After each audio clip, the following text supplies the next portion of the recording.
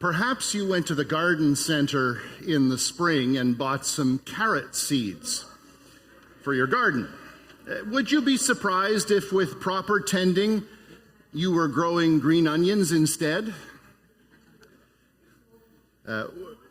You planted carrots, you should be getting carrots. But what if you planted those carrots and then didn't tend them, and you were surprised when you found a bumper crop of thistles instead? You reap what you sow, whether it's in gardening or in the spiritual life. Stay tuned today, because that's what we're going to address in today's worship gathering. Not gardening so much as you reap what you sow in the life of the Spirit. Welcome to all who gather for worship in person and online. My name is Jeff Loach. I'm the pastor here, and I'm delighted that you have joined us for praise today. Any guests among us are particularly welcome, and we hope that everybody will stick around in the gym for some coffee when the service is through. Those of you online, please hit the like, subscribe, notification bell. Just use the comment stream to let us know you're alive and that we're making noise and that you are able to join us. The connection card is available at stpaulsnobleton.ca/connect. Thanks to everybody who helped to work and pray to make Bible Fun Camp a success. We had 27 campers registered, 18 young people helping us, and good behavior and only a few ouchies that Nana Jerry had to tend to. Please continue to pray that the seeds that were sown for the gospel will grow into lives of faith.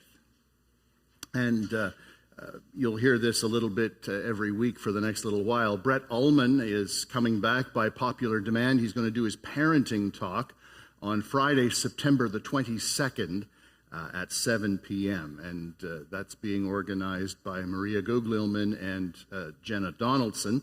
And if you have any questions or would like to help, let them know or use the connection card at stpaulsnobleton.ca/connect. The Bible tells us, sow with a view to righteousness, reap in accordance with kindness.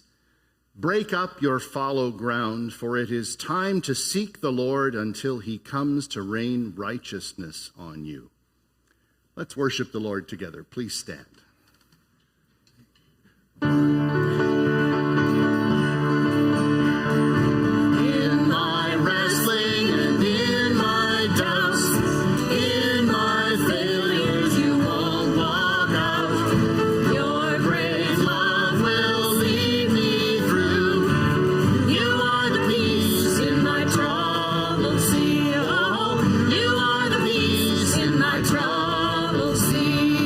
Oh, y'all.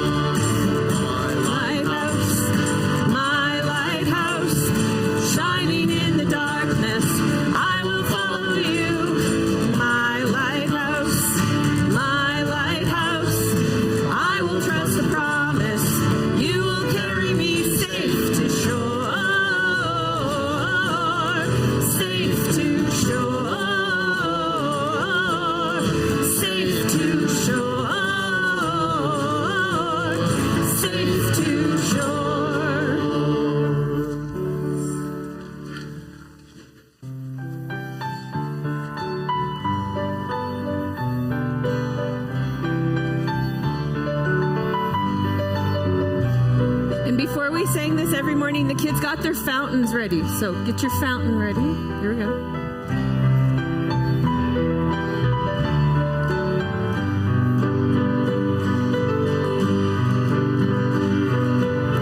There is a fountain that never runs dry, forever flows with the water of life. You never stop moving, you never stop moving.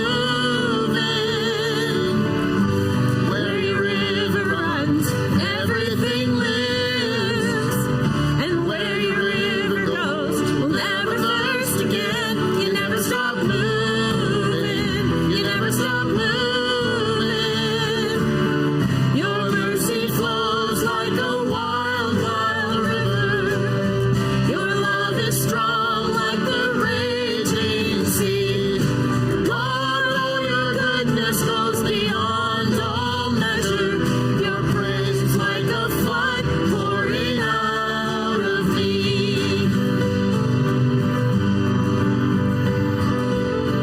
You call me out to walk with you on the sea, even in my doubts.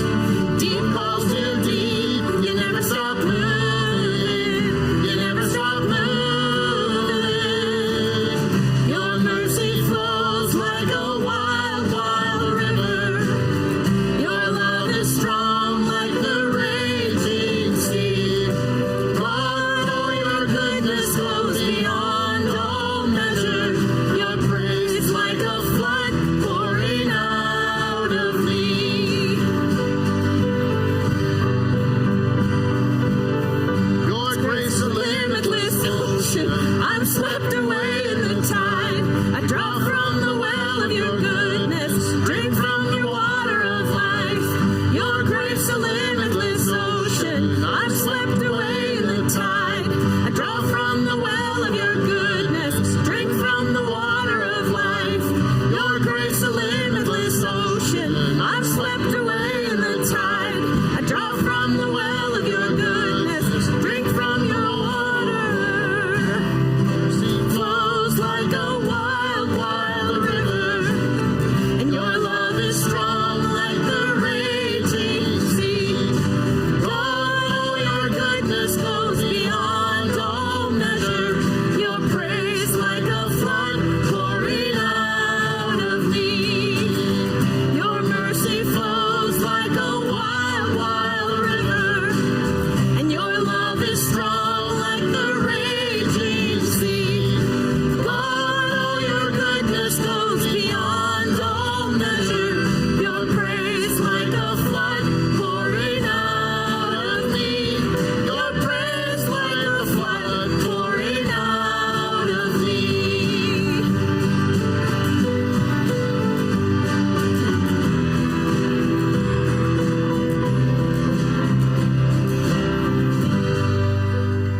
You may be seated.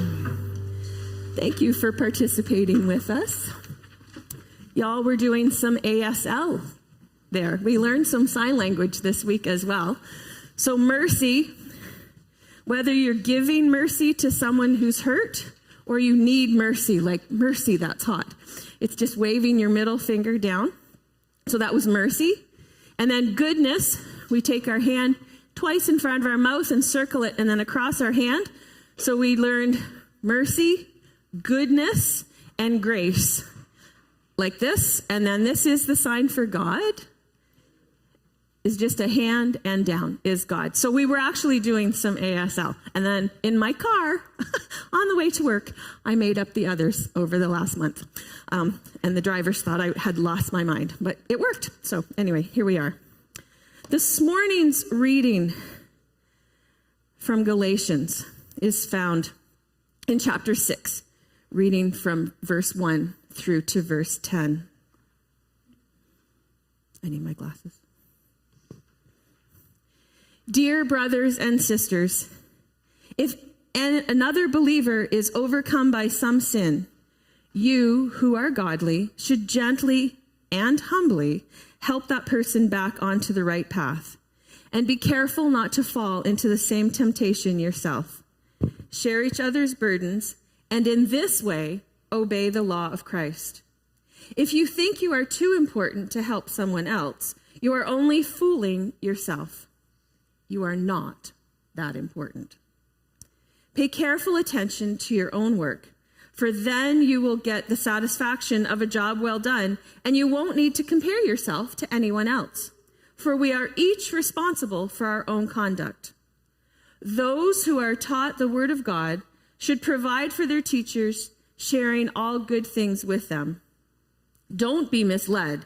You cannot mock the justice of God. You will always harvest what you plant. Those who live only to satisfy their sinful nature will harvest decay and death from that sinful nature. But those who live to please the Spirit will harvest everlasting life from the Spirit. So let's not get tired of doing what is good. At just the right time, we will reap a harvest of blessing if we don't give up. Therefore, whenever we have the opportunity, we should do good to everyone, especially those in the family of faith. This ends the reading. This morning, I want to talk to you a bit about what your gifts to Bible Fun Camp do. Your gifts to God in this mission, in this ministry place, support our Bible camp.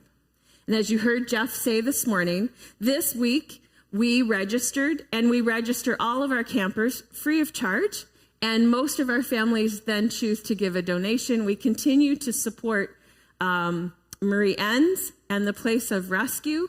It's not too late. If you wish to do that, we can add those designated offerings to her. Over the years, we've built playground, we've put up nets, we've sent school supplies. It's just a wonderful partnership that we have.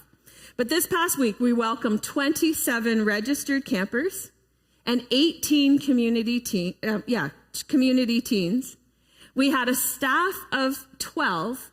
So if you're not quick at math, that's 68 souls on campus all week. And it was busy, and we had an amazing time. We were constantly amazed at the enthusiasm that came each morning. That one line that we sang is that you're moving, you never stop moving. We had one little one who danced full body every morning, like eyes closed, just the whole body. It was amazing to watch somebody that young know how to praise God fully. It was incredible. So it is very easy for us to be discouraged by hearing just the number of campers when we remember the days when we had 60 plus on campus. But we're in a post-pandemic world, and this year we had more than we had last year. So we're coming back. And next year, I expect that number to be even better, particularly because I've already told our families that Bible Fun Camp next year will be July 22nd to the 26th. We're sticking with that week, and our theme is Kids and the Kingdom, and on Wednesday night, I started writing it. So my brain has already flipped, and I'm in summer of 2024. So we're ready for next year. But if you ever wonder if our week has an impact on what we do, it's not just for the kingdom that we seek to do an impact. That really is what we do. We want the kids to be with us in eternity. But for St. Paul's, the impact for St. Paul's, I did the figuring, and this year alone, half of my main leadership team came to St. Paul's because of Bible Fun Camp. Half. So are we making an impact? Yes. And one of our teens was asked by her mom if she saw was anything happening because you're at camp? Like, how's your spiritual life because you're at camp this week? And her response to her mother was 1,000%. And her reasoning for that 1,000% is because she was able to spend the week watching adults who love Jesus so much that their joy was contagious, and she couldn't help but be on fire for Jesus because of the joy that she saw the adults sharing, whether they were saying good morning at the front table or they were just having a snack, or they were learning their Bible focus, or they were traveling. So your gifts to God help us do that beautifully. And I thank you for your generosity, and I thank you so much for your prayers. God answered them in untold ways. It was incredible. So further to your generosity, gifts to St. Paul's can be left at the door as you leave, through the mail to 5750 King Road, through pre-authorized remittance, and through the website or through the EFT. And all of those can be found on the website, or you can speak with one of us, and we thank you in advance. Would you pray with me? Lord, our Lord, how majestic is your name in all the earth. You have set your glory in the heavens. Through the praise of children and infants, you have established a stronghold against your enemies, to silence the foe and the avenger. When we consider your heavens, the work of your fingers, the moon and the stars, which you have set in place, what is mankind that you are mindful of them? Human beings that you care for them. Father, your presence has filled this place so much this week. We marvel at all the ways you have shown us your presence. From holding off the rain until we were done with outside activities, to the campers who were reluctant to be here yet cried about having to go home on Friday. Thank you for the ways we have been able to show the love of Jesus to others in tangible ways. Be with those who have heard about your love for the first time, or perhaps in a way that revealed your truth in a way that they could finally understand. Thank you for the opportunity we have had to be a small part in their journey to a relationship with you. Sometimes, Lord, it's easy to just carry on with our own lives and not see the opportunities we have to share your love. Forgive us for our inward-focused pursuits. Reignite the fire of our first love as we seek to respond to your prompting. So often we do things we ought not to do, and we don't do the things that we should. Forgive us and help us as we seek to walk in your way. Remind us that your steadfast love never ceases. Your mercies never come to an end. They are new every morning. Great is your faithfulness. Today we ask that you bring comfort to those who mourn. We pray for the family of the firefighter who lost his life yesterday in the BC fires. Within our own family, we ask that you continue to be with Mike and Kim and their family as they begin their new normal without Mike's father, John. We also remember the family and those who mourn the loss of Ken Benson. We ask for healing of broken minds and bodies and spirits. Be with all those who are receiving medical care, and we thank you for those who have chosen to serve you in our hospitals and our care centers. In this season of holidays and travel, we would ask for traveling mercies and restoring times away from our normal routines. And as we prepare for the opening of your word, may the words of Jeff's mouth be your own and enable us to hear the lesson you have planned specifically for each one. We ask all of this in your Son's holy and precious name. Amen. We have all seen the cheesy slogans that appear on church signs, haven't we? You know, the best vitamin for a believer is B1. Or Adam and Eve, the first people not to read the terms and conditions. Or life has no remote, get up and change it yourself. Or another favorite is this, CH, space, space, CH. What's missing? You are. Now, I don't mess with our sign in that regard because only church people laugh at those things. Anyway, There's a lot of commonalities among languages, but sometimes the phrasing gets reversed. I want to think about this, what is missing, you are, for a moment. I was thinking about this recently when I had an opportunity to have a conversation with Manon, who was Juliana's exchange student from France, and trying to have a conversation. I say try because my French is very, very rusty. But for example, in English, we might say to someone, I miss you. But in French, the phrase that you would use is tu me manques, which translates to you are missing from me. And as I read Hosea 8 this week, that turn of phrase came to mind because we've been making our way through this Old Testament book. This has been kind of a common refrain. The people of the northern kingdom of Israel have been missing from God. It's like they've forgotten him. Except, really, they haven't forgotten God. They've really just neglected God. We've been hearing about how the people in their dabbling in the worship of the Canaanite god Baal have been engaging in what we today would call syncretism, where we, take a little bit from this faith tradition, a little bit from that faith tradition, a little bit from another faith tradition, until we cook up something that makes us feel all warm and fuzzy inside. And we call that our faith. Now, let me say this.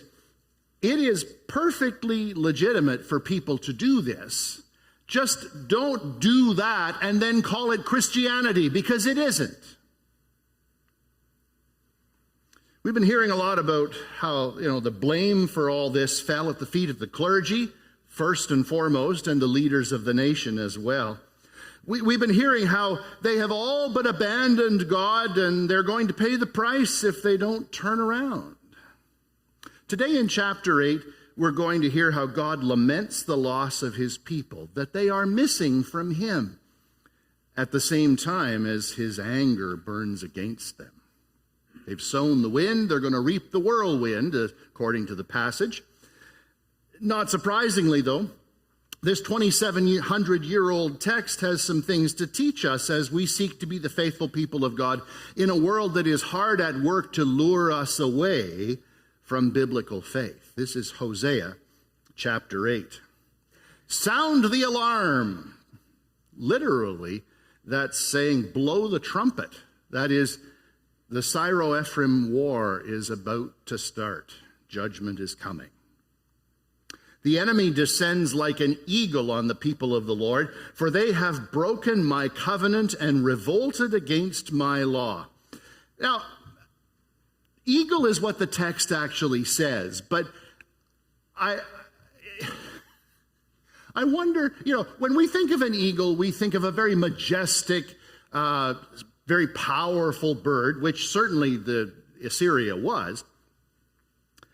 But in some respects, I wonder if the word vulture might not have been better there, because at this point, Israel is sort of roadkill, and the vultures are going to come down and have their way with the roadkill. Verse 2, now Israel pleads with me, help us, for you are our God. Hollow words, friends, hollow words. Because they're rejecting God in one voice, and in the next minute they're saying, oh God, help us. You can't reject him in one breath and call on him in the next. Verse 3, but it is too late. The people of Israel have rejected what is good, God's law, and now their enemies will chase after them. That's Assyria.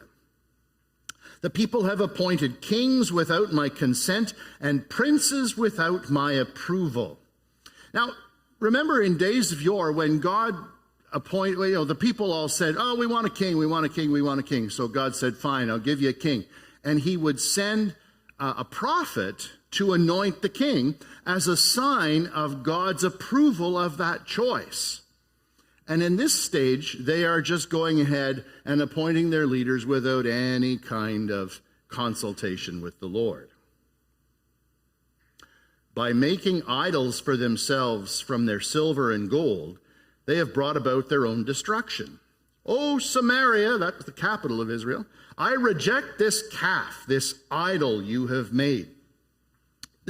Just like Aaron during the Exodus with, the people of God on their way toward the promised land, and Moses is up having a conversation with the Lord himself, and meanwhile Aaron gives in to the people and they fashion this golden calf and start worshiping it.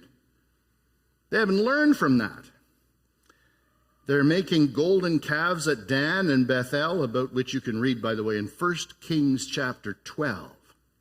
Trouble is, these images were very confusable with statues of Baal. My fury burns against you. How long will you be incapable of innocence? This calf you worship, O Israel, was crafted by your own hands. It is not God. Therefore it must be smashed to bits. They have planted the wind and will harvest the whirlwind. That is, they've planted spiritual emptiness, and they're going to harvest destruction. You ever tried to grab the wind? There's nothing there, right? You open your hand, nothing there. That's what they sowed, and what they would reap would be worse than nothing. It would be destruction. It's like they sowed neglect for God and would reap a tornado of exile. The stalks of grain wither and produce nothing to eat. And even if there is any grain, foreigners will eat it. So what was once a lush land is going to become a desert. And if there's anything there, it's going to be the invaders that get it. The people of Israel have been swallowed up. They lie among the nations like an old discarded pot. Literally, that says a cup that gives no pleasure. Now, I don't know. Are you one of those people that has a cup that this is your cup and this gives you pleasure? There's lots of people like that. As long as it doesn't have a hole in it, I'm not real fussy. But many people have this thing where they like a particular cup. Well, this is saying that Israel at this point is like a cup that gives no pleasure, an old discarded pot. But it gets worse. Like a wild donkey looking for a mate, they have gone up to Assyria. Can you imagine how much it must have hurt God to refer to his chosen people, his covenant people, as a wild donkey? I mean, wild donkeys are not exactly known for their intelligence. The people of Israel have sold themselves to many lovers. So it's not just a wild donkey. This wild donkey is also a prostitute, right? But though they have sold themselves to many allies, I will now gather them together for judgment. Then they will writhe under the burden of the great king, that is, the king of Assyria. So slavery in Assyria is coming their way. Israel has built many altars to take away sin, but these very altars have become places for sinning. Even though I gave them all my laws, they act as if those laws don't apply to them. Boy, we could do a whole day just on that one verse, how applicable that is, right? Their interpretation of God's law has been adapted from Canaanite culture. So God's ways don't seem so unfitting for the times. Sounds familiar, doesn't it? Verse 13, the people love to offer sacrifices to me, feasting on the meat, but I do not accept their sacrifices. They were only really intent on pleasing themselves. I will hold my people accountable for their sins, and I will punish them. They will return to Egypt. Israel has forgotten its maker and built great palaces, and Judah has fortified its cities. They've neglected God, thinking bigger is better, by the way. Therefore, I will send down fire on their cities and burn up their fortresses.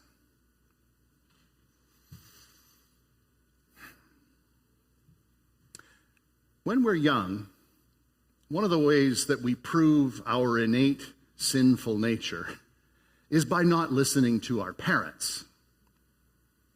They seek to teach us basic life lessons, right?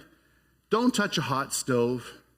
brush your teeth before you go to bed, don't stick your finger in a light socket, and make sure you eat your vegetables. And often somewhere along the line, they may tell us that if we refuse to listen, we will learn the hard way. If you touch a hot stove, you're going to get burned. If you don't brush your teeth, you're going to get cavities and require more attention from the dentist. If you put your finger in a light socket, you're going to get a shock. If you don't eat your vegetables, well, that sort of depends on what the vegetables are, doesn't it? Anyway, you get the idea. But one of the many problems with the people of Israel is that they didn't listen to God. Moses spent much of the early part of the book of Deuteronomy encouraging the people to share their God story. You know, here's the law Moses gives to the people from the Lord. Now, talk about this when you lie down, when you get up, and when you're out doing this and that and everything else. You need to remember. For the Hebrew people, the word remember was very important. And if you go to Israel today, you see a lot of remembrance kinds of activities and places. But as you read the stories of the life of the people of God throughout the Old Testament, you'll find they often had to learn the hard way. What we're reading here in Hosea is no different. The people didn't listen to God. They'd learn the hard way. They would reap what they sowed, as we saw in verse 7. Plant the wind and reap the whirlwind. It's like Paul said to the Galatians, as Diana read for us earlier. You will always harvest what you plant. You reap what you sow. The people of Israel had largely forgotten God. They had neglected God, which is a form of forgetfulness. They knew about God and his ways, but they chose to turn their backs on him.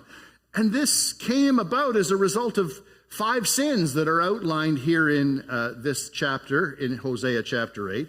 We had a bunch of them, remember, in chapter 7, and this just adds to it. Let's take a look at these and see what we can learn for ourselves.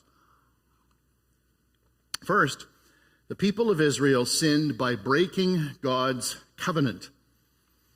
We read in the first 3 verses that the enemy, Assyria, would descend to Israel for one solitary reason, and that is that the people of God had broken their covenant with the Lord and revolted against his law. This was a personal offense against God. And it wasn't some secret covenant that they were violating, right? You know, most organizations have unwritten rules, right? You only know what they are after you break them. Tell me I'm not the only one this has happened to, right? You know, new pastor comes into a church, sees a piece of furniture and thinks, oh, that piece of furniture would look much better and be much more functional over here someplace. And then new pastor finds out that the people are offering a collective gasp because that piece of furniture had been put there in memory of Mrs. Grosbeak, who had said, it must go in this very place. Unwritten rules. That's not the case with the people of Israel. Everything was codified for them, and they were choosing to ignore it. They knew God's law. They had been taught God's law, albeit this generation had been taught it very poorly and mixed in with all kinds of other things we'll get to in a minute. You wonder what the modern day equivalent of this is? Think of it this way. When we join the church, or when we present our kids for baptism, we are making a covenant with God and with God's people. We're proclaiming Jesus as Savior and Lord and promising to be actively engaged in the worship, study, fellowship, and service of the church. But there's plenty of people who have given a nod to these things, and then they have turned away. If I brought the baptism register out here, I could list off, I will not, but I could list off all of the families with children I've baptized that we haven't seen in ages. And it breaks my heart. I know it breaks God's heart, and I'm sure it breaks your heart as well. The problem with it is this: it's been a lie. It's a covenant that's been broken. Can it be redeemed? Absolutely it can be redeemed. But we need to come to terms with the reality that we've been lying to God in a sense like that. I mean, if you've said yes to Jesus and not engaged with a full heart, then that's a covenant with God that you have broken. Being a lukewarm Christian, as we heard last week from Revelation 3, Jesus' response to that is to spew them from his mouth like lukewarm, silty water. That's judgment. We don't want that for anybody. By our actions, we declare that we have forgotten about God through neglect. We have broken God's covenant. That's the first of those 5 sins. The second one is their choice of kings and national leaders without God's direction or consent. Verse 4 highlights that leaders have been chosen without regard for the Lord's will.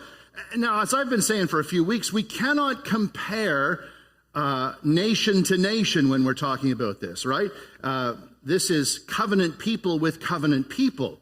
We're talking about leaders for the people when we're talking about the church. In Israel's context, it was political leaders, but in the church's context, it's leaders for the church. When we call a pastor or appoint a staff member or elect ruling elders, are we seeking God's will in that process? In too many cases, churches will call a pastor who has the most soothing voice or who tells the best children's story or the most entertaining one, because we all know this, right? Children's stories are not for children, right? They're to entertain the adults. Irrespective of whether or not this person is committed to proclaiming the gospel in and out of season, without concern for whether or not the pastor is living out what he or she is preaching. In too many cases, ruling elders are elected because of meritorious service or family background, not a commitment to vision for the church and serving faithfully. Israel appointed kings and priests and rulers without regard for the will of God. Remember that Saul, David, Solomon, they were all anointed by a prophet for their rule. God chose them. Now, in the northern kingdom, the people are taking charge for themselves, surely calling it democracy. Don't let that happen in the church. The people's choice of leaders brought about their neglect of the Lord. The third sin that resulted in Israel neglecting or forgetting about God was idolatry. In verses 5 and 6, God tells the people that he thinks what he thinks of their calf idols. They never learned from the experience of the wandering Israelites and the golden calf that was created when Moses was in this face-to-face conversation with God. Because of their surrounding culture, God's chosen people were not able to distinguish between the worship of the Lord and the worship of Baal, the Canaanite god whose symbol was the bull.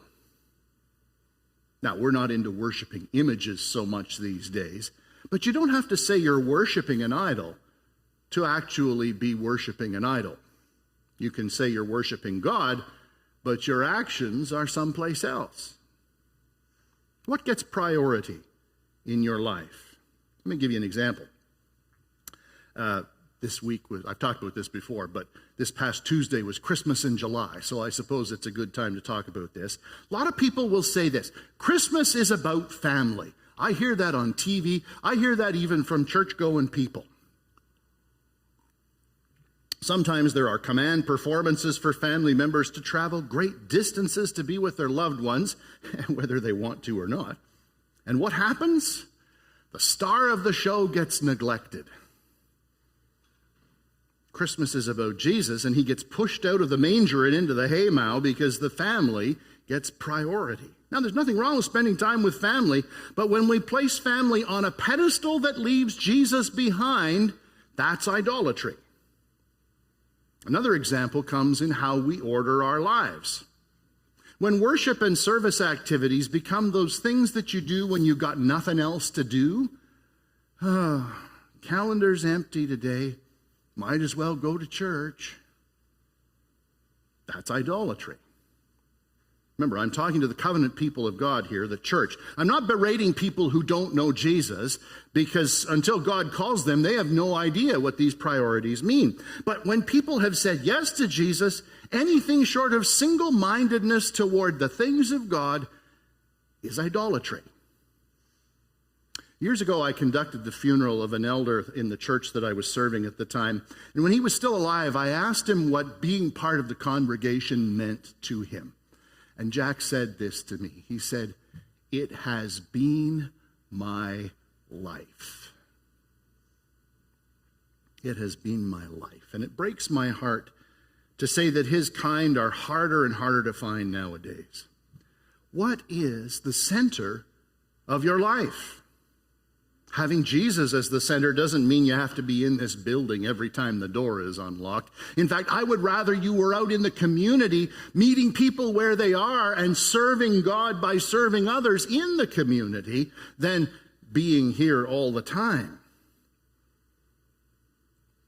But to reach out to others with strength and character means we need to be fully engaged in the congregation's worship, fellowship, study, and service. It needs to be your life.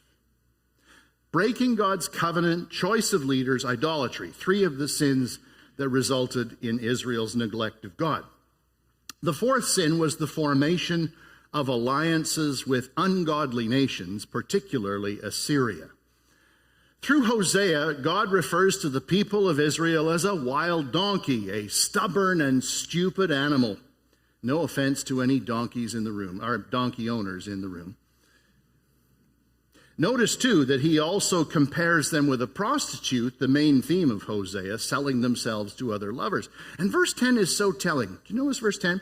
"Though they have sold themselves to many allies, I will now gather them together in judgment." That is, they will be carted off to Assyria in exile. They've neglected God, and they're going to pay the price. Again, we're comparing covenant people with covenant people. This isn't about whether Canada allies itself with Russia or Ukraine, right? This is about the church. What are our ungodly alliances? Some would say that to avoid being guilty of ungodly allegiances, we should live in a holy huddle, never hanging out with people who smoke or drink or dance. But if the faith is going to spread, we must engage with people who don't know the Lord. So what's the solution? Well, we can be friends with people who drink without getting drunk. We can be friends with people who worship other gods without worshiping other gods. We can have deep relationships without crossing in the line of idolatry and adultery. We can consume edifying media without consuming degrading media, without engaging in negative and toxic ways. How about this? We can invest ethically. We can pay our taxes. We can engage with the world without being of the world. Israel couldn't do that because they had been taught so poorly. Their sin and their poor rearing in the faith had meant they had forgotten or neglected God. You do not have that excuse. 5th sin the people engaged in that caused them to neglect God was the construction of false altars, going back to the calves they constructed at Dan and Bethel. Out of ignorance, the people didn't think there was anything wrong with that. They had adapted to the culture around them so that they thought nothing of throwing in some worship to other gods here and there, kind of covering their bases. It's the creeping compromise of which we spoke last week. If you poke a hole in a dam, pretty soon it's going to break open and it's going to burst. Let me ask you, what false altars have you erected? Off the top of your head, it's probably pretty hard to think of any because you're not out there building physical altars in most cases. But let me ask you this way. When you look at your life in its entirety, what gets the most attention from you? What gets the most attention from you? Is it your job, your family, your recreational activities, your hobbies, your sex life, your dietary habits, your social media accounts? Maybe something I haven't listed.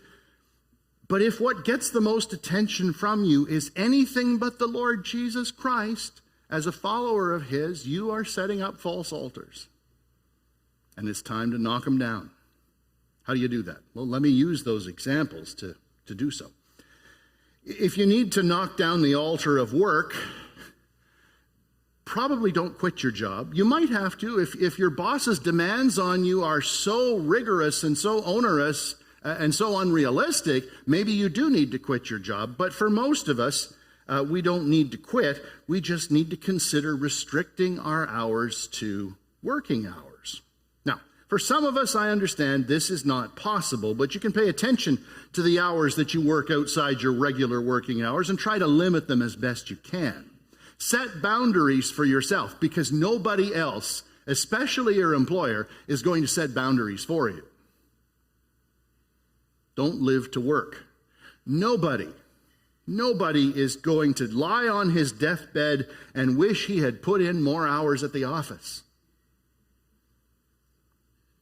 It almost sounds sacrilegious to knock down the altar of family, especially in this day and age where the definition of family is being tainted and adjusted to suit new cultural norms. But if you are forsaking your walk with Jesus in favor of your family, you are doing neither yourself nor your family any favors. Make it clear to your family. Again, this is about setting boundaries. That your walk with God is your number one priority in life, and that family activities should be timed to work around your personal devotional life, your time in worship with the church. Because remember, Christianity is a lifestyle. It's not an add-on. Your faith is central to your life. That's what you vowed to God when you made public your profession of faith. Don't ignore your family, but set an example for your family by prioritizing a growing relationship with the Lord. If your recreational activities are interfering with your growth in Christ, adjust your activities to work within what you need to do in order to grow your faith. Your walk with the Lord doesn't demand every minute of your time, right? In a perfect world, church life would have you doing three things, and three things only. Worship in community every week, involvement in a small group, a Life Connect group every week, and an active service every week. That's somewhere between 3 and 6 hours of the 168 hours that we're all allocated in each week. Now, if 56 of those are set aside for sleeping, that still leaves you over 100 hours. And if work takes up 40 or 50, that still leaves you a lot of time for family and recreation. Again, boundaries for yourself need to be set, and make your journey with Jesus your number one priority. Same is true of your hobbies. Maybe your hobbies, your recreational activities are the same. If sex is taking up a lot of your time in your life, there's a reasonable probability that your spouse isn't involved in a lot of that, and you should walk away from pornography, walk away from illicit relationships. They're not compatible with your walk with God anyway. If you're consumed by your dietary habits, understand that extending your life through eating healthily is a good thing, but you're still going to die. Eternity is forever. Just put that in perspective. There's good habits to create, but they don't need to envelop your whole life. If you live to engage in the endless scroll, or you hang your self-worth on all the likes that you're getting on Instagram, you'd think I'm nuts just to tell you to walk away from social media, but maybe that's an option. If that scares you, consider at least taking a social media fast. When my students make a retreat for themselves, I encourage them to avoid technology altogether, and many of them, especially the younger students, find it awfully difficult to do. Even if their phones are off, they find themselves reaching for it. Social media addiction is real, and it's a real problem. Among other things, it can sweep us away from real face-to-face social interaction, which every follower of Jesus needs in order to be able to encourage faith and share faith well. Use the Screen Time app if that is helpful for you, and consider cutting back on the hours you spend scrolling. And as you do that, replace some of the fake garbage out there with some media that will strengthen your relationship with the Lord. Let me remind you, every one of us has, as part of this congregation, access to Right Now Media because we pay for a church account. There's a slide for that, I believe. As a reminder for you, we can offer you a free account to look at all the different media that's available on there. And if you don't have your invitation, I'll issue one. Just use the connection card and I'll be glad to reach out to you with it. See what I mean about all these false altars that need to be knocked down? Your mission this week, should you choose to accept it, is to remember that you will reap what you sow. If you sow the wind, you'll reap the whirlwind. If you sow to build your faith, you will reap a stronger faith. Knock down whatever altars get in the way of a full life with Jesus. Because if you will do that, your life will never be the same. And that's good. Let's pray.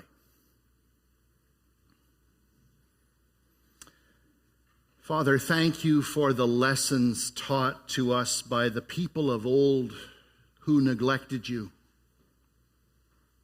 Give us grace and strength to be able to set good boundaries and make right priorities so that we can focus on our relationship with you, building your kingdom in this place and impacting this crazy world with the means you have given us to live out the hope that we have in Jesus, our Savior and Lord.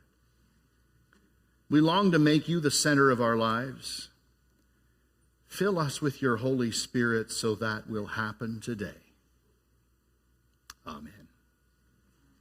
If you've been struggling to make Jesus the center of your life and you need to be surrounded by a community of support to help you with that, we are here to help. Use the connection card at stpaulsnobleton.ca/connect, and I will be glad to be in touch and help you sow that which will enable you to reap spiritual growth and new life.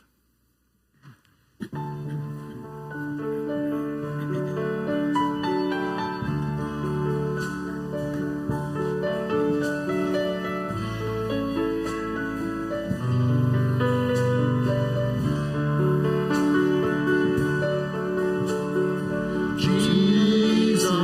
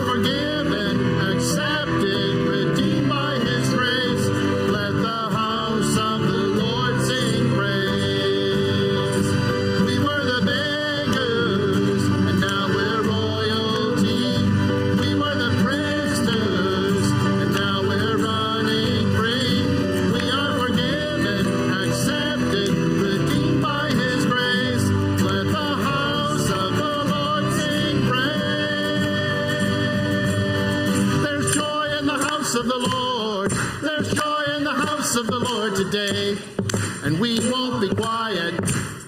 We shout out your praise. There's joy in the house of the Lord. Our God is surely in this place. We won't be quiet. We shout out your praise. There's joy in the house of the Lord. There's joy in the house of the Lord today, and we won't be quiet. We shout out your praise. There's joy in the house of the Lord. Our God is surely in this place. We won't be quiet. Shout out your praise.